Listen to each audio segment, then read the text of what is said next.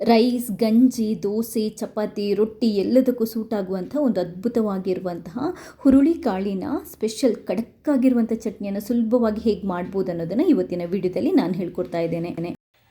ನನ್ನ ಈ special recipe ನಿಮಗೆ ಇಷ್ಟ ಆದರೆ ಈ ವಿಡಿಯೋನ ಲೈಕ್ ಮಾಡಿ, ಬೇರೆಯವ್ರಿಗೆ ಶೇರ್ ಮಾಡಿ ಕೂಡ. ಹಾಗೆಯೇ ಇಲ್ಲಿ ತನಕ ನೀವು ಯಾರಾದರೂ ನನ್ನ ಚಾನೆಲ್ಗೆ ಸಬ್ಸ್ಕ್ರೈಬ್ ಆಗಿಲ್ಲದಿದ್ದರೆ ದಯವಿಟ್ಟು ಸಬ್ಸ್ಕ್ರೈಬ್ ಆಗಿ. ಯಾಕಂತಂದರೆ ನಾನು ನೆಕ್ಸ್ಟ್ ಹಾಕುವಂಥ ಕೂಡ ಎಲ್ಲ ರೆಸಿಪೀಸ್ಗಳನ್ನು ನೀವು ಮಿಸ್ ಮಾಡದೆ ನೋಡ್ಕೋಬೋದು. ಥ್ಯಾಂಕ್ಸ್ ಎಲ್ರಿಗೂ. ಈ ಖಡಕ್ ಹುರುಳಿಕಾಳಿನ ಚಟ್ನಿಯನ್ನು ಮಾಡಲಿಕ್ಕೆ ನಾನೊಂದು ಅರ್ಧ ಕಪ್ಪಷ್ಟು ಹುರುಳಿಕಾಳನ್ನು ತಗೊಂಡಿದ್ದೇನೆ.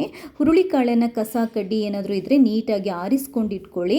ಇವಾಗ ಇದನ್ನ ಹುರಿದ್ಕೋಬೇಕು. ಸ್ಟವ್ ಮೇಲೆ ಪ್ಯಾನ್ ಇಟ್ಟು ಒಂದು 1/4 ಟೇಬಲ್ ಸ್ಪೂನಷ್ಟು ಕುಕ್ಕಿಂಗ್ ಆಯಿಲ್ ಹಾಕ್ಕೊಳ್ಳಿ. ನಾನು ಕೊಕೊನಟ್ ಆಯಿಲನ್ನು ಯೂಸ್ ಮಾಡ್ತಾ ಇದ್ದೀನಿ, ಅಥವಾ ಇದನ್ನ ಡ್ರೈ ಆಗಿ ಬೇಕಾದರೂ ಹುರಿಬೋದು, ಏನೂ ತೊಂದರೆ ಇಲ್ಲ.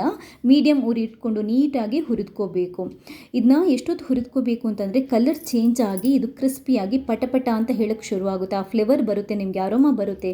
ಅಷ್ಟು ತನಕ ಹುರಿದುಕೊಂಡು ಅದನ್ನ ತೆಗೆದುಬಿಟ್ಟು ಒಂದು ಪಾತ್ರೆಗೆ ಹಾಕಿ ತಣ್ಣಗಾಗಲಿಕ್ಕೆ ಬಿಡೋಣ.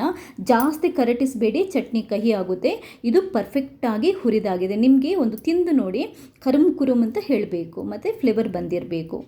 ಅದಾದ ನಂತರ ಮತ್ತೆ ಅದೇ ಪ್ಯಾನಿಗೆ ಒಂದು ಸ್ವಲ್ಪ ಬೇಕಾದರೂ ಆಯಿಲ್ ಹಾಕಿ, ಇಲ್ಲದಿದ್ದರೂ ನಡೆಯುತ್ತದೆ.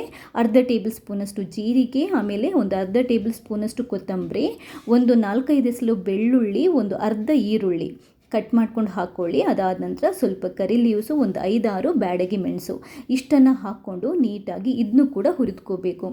ತುಂಬಾ ಸಿಂಪಲಾಗಿ ಮಾಡುವಂಥ ಚಟ್ನಿ ಇದು. ಈ ಮೆಣಸನ್ನೆಲ್ಲ ಹುರಿದ್ಕೊಳ್ಳೋದ್ರಿಂದ ಫ್ಲೇವರ್ ಇದೆಯಲ್ಲ ತುಂಬಾ ಚೆನ್ನಾಗಿ ಬರುತ್ತೆ. ಇದಕ್ಕೆ ಇವಾಗ 1 ಮುಷ್ಟಿ ಅಥವಾ 1.5 ಮುಷ್ಟಿಯಷ್ಟು, ನಾನು ಕಪ್ಪಲ್ಲಿ ಹೇಳೋದಿದ್ರೆ ಒಂದು ಅರ್ಧದಿಂದ 3/4 ಕಪ್ಪಷ್ಟು ಕಾಯಿ ತುರಿನ ಹಾಕೋಬೋದು. ಹಾಕ್ಕೊಂಡು ಕಾಯಿ ತುರಿ ಕೂಡ ಮೀಡಿಯಮ್ ಉರಿಯಲ್ಲೇ ಇಟ್ಕೊಂಡು ಒಂಚೂರು ಹುರಿದ್ಕೊಳ್ಳಿ. ಎಲ್ಲದನ್ನು ನೀವು ಹುರಿದ್ಕೊಳ್ಳುವಾಗ ಉರಿನ ಮೀಡಿಯಮ್ ಫ್ಲೇಮಲ್ಲೇ ಇಟ್ಕೊಳ್ಳಿ.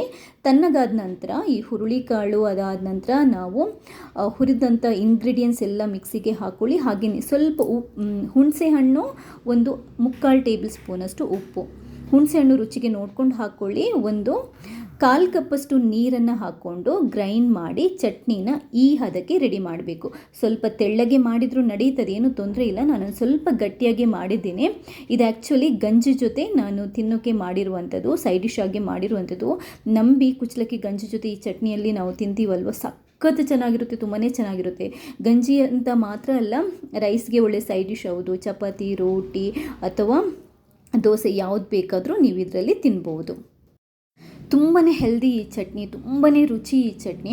ಒಂದ್ಸರಿ ಟ್ರೈ ಮಾಡಿ, ಮರೆಯದೆ ನನಗೆ ನಿಮ್ಮ ಫೀಡ್ಬ್ಯಾಕ್ನ ತಿಳಿಸಿ. ಹಾಗೆಯೇ ಇಲ್ಲಿ ತನಕ ನೀವು ಯಾರಾದರೂ ನನ್ನ ಈ ಚಾನಲ್ಗೆ ಸಬ್ಸ್ಕ್ರೈಬ್ ಆಗಿಲ್ಲದಿದ್ದರೆ ದಯವಿಟ್ಟು ಸಬ್ಸ್ಕ್ರೈಬ್ ಆಗಿ. ನನ್ನ ಈ ಪ್ರಯತ್ನ ಇದೇ ಥರ ಸಪೋರ್ಟ್ ಮಾಡ್ತಾನೇ ಇರಿ.